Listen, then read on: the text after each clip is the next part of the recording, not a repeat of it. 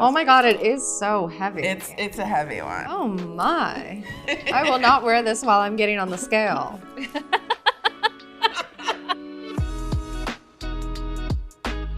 Let's get into it. Welcome to 3 on 3. Thank you both so much for being here. I'm Nora Taylor, Deputy Editor of Hodinkee. Tell us who you are. I'm Bryn Wallner. I'm the founder of Dime Piece, a platform dedicated to all things women and watches. I'm Malika Crawford. I'm a stylist and jewelry and watch editor of Heist Noviety. So for this 3 on 3, we are talking watches that mean success, the watch that we'll get when we feel like we've made it in our career, when we are, the best versions of ourselves, the watch that really makes you feel like you did it. So Bryn, what is your success watch? My success watch is a Patek Philippe Golden Ellipse, reference 3546.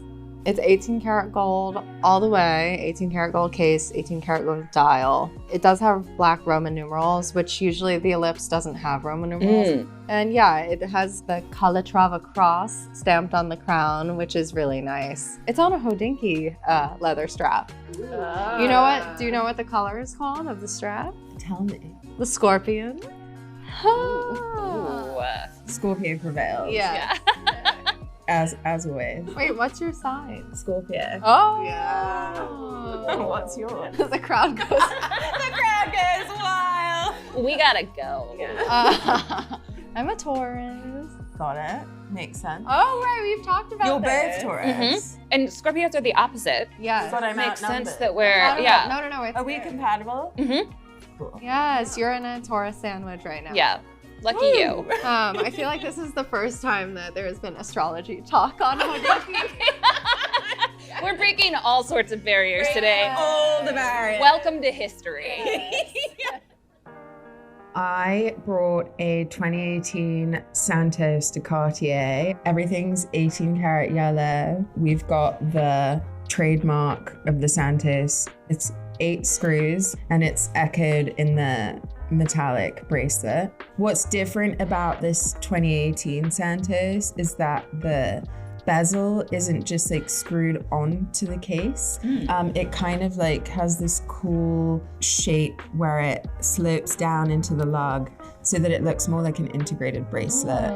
So it's kind of a little curvier. We've got a nice like clean white dial, the traditional Cartier Roman numerals, the train track minutes. It's very, very classic. And then we've got the like offset of the polished bezel with the brushed gold on the case. Excellent. And I am also entering the boardroom with my Vacheron Constantin Patrimony, blue dial, blue strap, rose gold, 36 millimeter, the Maltese cross and rose gold. One thing I love about it is I think it's only 8 millimeters thick. And then with the open case back, with the movement that you can see, no numerals, these beautiful rounded minute markers, which are really nice. And then just the tiniest of date apertures at the bottom. I could stare at it. I'm just gonna zone out. I think we're all like just totally in love with our own watches. It's like a love story. What about the way that your watch looks or feels or the vibe that you get says success to you? Bryn, how did you land on the Ellipse? I kind of was drawn in initially by the shape. In 1968, when Patek Philippe designed this watch, the quartz revolution was looming and they knew that they had to differentiate themselves. It's considered an art object as well as a watch. And I mean, that artistry really comes from the fact that it is designed with the divine proportion in mind, the golden ratio. This is an ancient Greek thing, but we see it in art, we see it in nature. Immediately, you're struck by the beauty of it. This is not a traditional ellipse. The lugs are visible, and in a classic ellipse, the lugs are actually hidden. But with the lugs, you can interchange the straps really easily. So if I'm, working, I'm typing away, things get worn down, and I want something that's easy to kind of live with. This watch, I feel like really kind of, embodies that sense, that independence, that I like the fact that it's not so expensive. I think this retails around $7,500. Like, this is totally something I could buy on my own and wear every day and feel really confident and secure in it to reflect kind of the mood of my work. Speaking of typing away and inconvenience. This is like the acrylic nail. Yeah. This is the acrylic nail of So watches. true. Yeah. This is quite literally the Wall Street watch. I don't know if anyone here has seen that movie. Gordon Gekko. Gordon Good. Gekko. Yeah. And I did not pick this watch thinking about that reference. Oh. But for me, the overall aesthetic that I'm drawn into is probably the fact that it's a giant gold brick. The crown guard is really cool on this iteration with that nice little Cartier blue sapphire on the crown.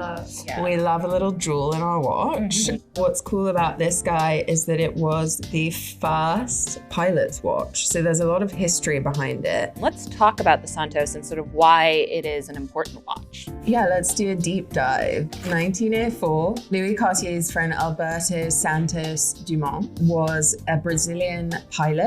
He's kind of going to his like high society functions in this little airship and doing all these races, but he has this problem in that he has to keep taking his pocket watch out of his pocket to read the time. And he had an accident and was very worried and safety concerned. So he said, "Hey, Louis, please can you figure this out?"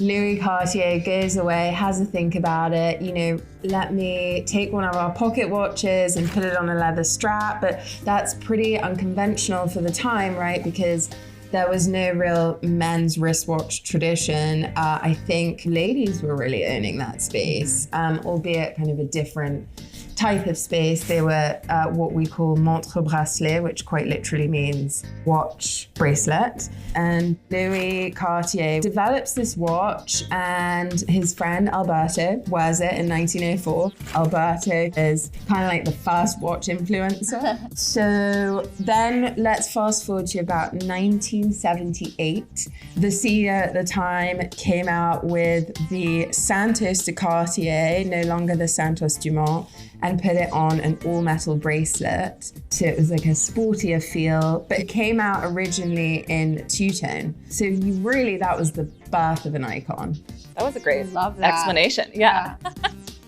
I picked this watch in particular because I felt like there was a lot of history behind it. I think looking at something and knowing that there's so much more to the object, the history and just what it means to me. Maybe I bought it at a particular point in time where I feel like I deserved it, or something momentous happened to me.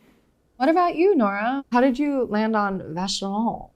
Vacheron as a brand, I think, says success to me in a certain way because it feels like before I got into watches, I didn't know it that well. I like the craftsmanship that goes into it. I like the Maltese cross. I think it's just like very sexy and European. Yeah. But also, I just love how this watch just comes alive when you see it in person. For me, I would be typing away ever so gently, but like sipping a small cappuccino. Love that. Yeah. Going for like a very chic, powerful vibe. With that one, when I was holding it earlier, you can feel the movement. Uh-huh. It very much feels like a living piece. Yeah. Because it's got a heartbeat. Yeah. Connected to you. Like you power it. It is a very symbiotic relationship. It is both a confidence generator in the fact that it looks really beautiful and it might catch someone's attention. It might telegraph a certain taste to folks, but it is also that reminder of the emotions you went through when you bought it, the marker you set for yourself when you bought it. If I do this, then I will reward myself with this watch. Bryn, tell me about what's going on inside your watch. Figuratively or literally? Inside, she's feeling powerful, but if we're talking literally, the movement is 1216263, and it's also a manual wound caliber 23,300. Nice. Yes. And why did you pick a manual wind? I pick manual just because if I'm thinking, I'm a businesswoman, I'm doing my daily, success routine. I would say that it starts with kind of the ritual of winding the watch, getting into the zone, kind of taking the time. And yeah, it just felt right to have a manual wound for this. Quartz, I'm a businesswoman. Mm-hmm. No quartz at the top. Yeah. No quartz at the top. Malaika, what is on the inside of your watch? Mine is an in-house movement. It's the 1847 MC caliber. It's an automatic movement and it was developed, I think, in 2015. Came out in the Clé de Cartier. And I think theoretically, or in a more abstract sense, what's going on inside my watch is pure power. Yeah. It is radiating outward. I want to say that when I put this watch on for the first time, not to be aggressive, but I felt like I could punch someone in the face. I love that for you. Because if somebody tries to rob you with a big gold watch, Yeah. Just be like, Which they might on the streets of New York, let's be honest. times are tough. you'll have to get it off me first. Yeah. Mine is more of a graceful slap, I would say. Inside of this little beauty is a caliber 2450, which is also an in-house movement, also automatic. Love that. Love it. I want to see yours on. Yeah, I mean, how do they wear? Yeah. How does yours wear? I feel like mine wears a bit smaller because it is from the 70s. I think yours Yeah. is so chic and sophisticated. Yeah. And it looks great. Stop. It really sings when you put it on. Yeah, Like it really it is just like it does. needs to be Yeah. on a wrist. Yeah, context. Yeah. Context. Beautiful, beautiful. Yours is amazing. I mean, I also think my thing is kind of jewelry, in case you Yeah. hadn't noticed. Yeah. And I'm like always adorned in yellow gold, so I naturally gravitated towards the yellow. It is really heavy. Yeah. Oh my God. It looks very at home on your wrist though. Wears surprisingly Yeah. well. That's what I thought was so cool about it, because I'm actually a huge advocate of the ladies' watch, and I wear a baby girl after my Rolex. own heart. Yes. And I was sort of concerned that this was going to be kind of insane looking. Mhm. But this somehow, I don't know, like the size of it just really works. It's like big, but it's not insane. Not full Tony Soprano. It's not full Tony Soprano. For my skin tone, I think rose gold actually blends in a bit better. I Yeah. think it like adds a nice soft shine to it. And again, the blue is just, I think, a nice surprising touch that isn't garish, but pretty subtle. And it's 36 millimeters, which I think is the sweet spot. Should we trade these? Let's my trade God. these. I'm Yes. down. Let me just present this disclaimer of I feel a certain type of way about rose gold. I've just always had this like really strong aversion to rose. Mm-hmm. But I did notice with your watch that it's like a really subtle Yeah. pink gold, Mhm. like a really nice hue. So I'm kind of desperate to try yours. Here you go. Oh, baby's first rose gold. I'm hearing you. Baby's fast. Oh my God, it is so heavy. It's a heavy one. Oh my. I will not wear this while I'm getting on the scale. Damn. Sisterhood of the Traveling Pants. How are we feeling? Oh my God, another great breath. Oh my God. Do you know what? Pretty obsessed. Oh, we have a conflict. Yeah. I'm. She's rose pilled. Yeah. That is one step too far, I think. Exposed. I'm loving this on you with the navy. Yeah. Okay. Yes. How does it feel? I mean, I can't get over the weight. It's really heavy. Gold. But I'm willing to make that sacrifice. No, I love it. No, it's a good kind of weight. It's I a mean, good there's weight. a reason why you chose this as your success watch. It has presence. I love this. You do? It makes me want to put on something incredibly tailored. Yeah. There's something about putting on a vintage watch where it just feels a little, I feel, imbued with a sense of history. I think it's kind of cool that we all chose different brands. I felt a bit of a sentimental feeling about the Cartier, which is why. Tell us more. So the first ever watch I owned was given to me by my grandmother for my 18th birthday, and it was a tank. And my granny's French, and she's kind of like my little icon. Do you think your granny would rock the Santos? Hey, you've got to see a picture of my granny. She actually would, but she'd probably be wearing the stainless steel because she's all decked out in silver. So she's silver and I'm gold.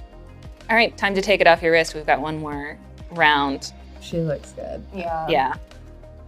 I feel ready to That's make cute. some Do decisions. you know, this is cute, but I feel You're not loving it? I love it. I think it's like the most elegant piece of design ever, and I was so jealous when you chose it. But I think it like belongs on your wrist. Yeah. Yeah. Like I think we all chose watches The right that- watches. Yeah. Friends, this was a great time. Thanks so much for hanging out. I'll see you next time when we become even more successful. Yes. With diamonds. Yeah. Follow up.